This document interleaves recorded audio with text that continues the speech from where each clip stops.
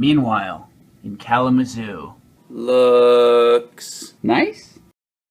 Ho ho ho, ho ho ho ho. Walking to the gig, very interesting stuff here. Kalamazoo. How many trees does this stinking town have?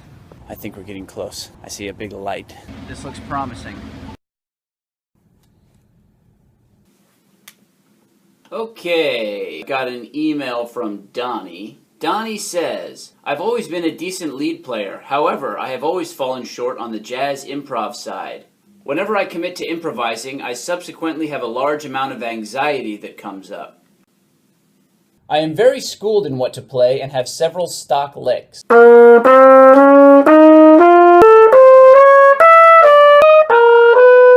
When asked to improvise, I find myself a deer in headlights, frozen with anxiety. I never cultivated a knack for truly improvising and have learned to just plug in my licks and go on. The largest challenge for me is basically that after just a few minutes of playing, I start to think about the quality of my ideas and the anxiety starts to creep in. Well, to get rid of that anxiety, basically what we need to do is develop the skill of improvising. We need to know in our heart of hearts, in our bones, in our blood, that when we do it, it's going to work out. We can cultivate the knack for improvising by improvising slowly in a controlled environment where we can be aware of what's happening inside our minds while we play. In this way, we're not only learning the skill of improvising, but we're also dealing with our performance anxieties, as well as learning how to enter a mental state that is more conducive to creative playing.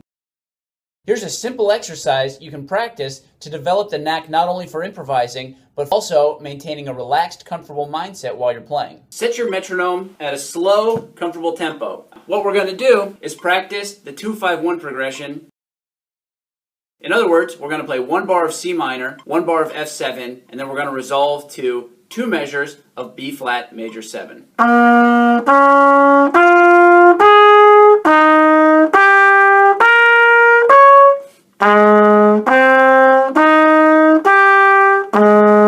Then we're going to repeat the whole thing.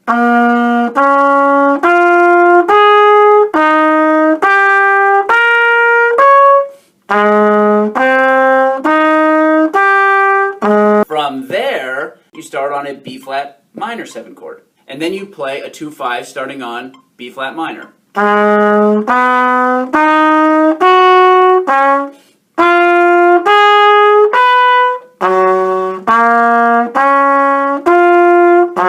Repeat that.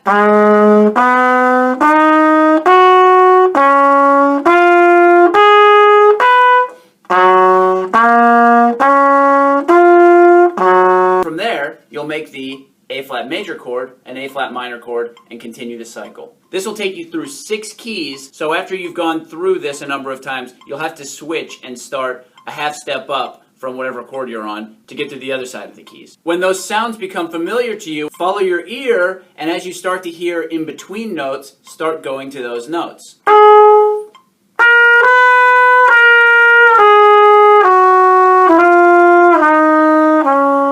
In this way, the sound of the 2-5-1 will get ingrained in your ear, and you'll start to hear the voice leading between the chords. It's important to play only what you're hearing. If you play something that you know, theoretically, a stock lick, set your horn down. If you notice that you're experiencing anxiety, set your horn down. It's important to set your horn down a lot so that you can create a psychic space between you and the instrument, and then you can actually develop more of a flow of consciousness while you're playing. 5 minutes is really all you need. Do it twice. Do both sides of the cycle. Start one time on C minor. After 5 minutes, take a break. Start the next cycle on C sharp minor. And record yourself doing it. What you'll find is that those stock licks actually don't sound that good. And really, if you play much simpler melodies, but you're following the voice inside of your head, and that's connected to your fingers, then that stuff is going to be really swinging.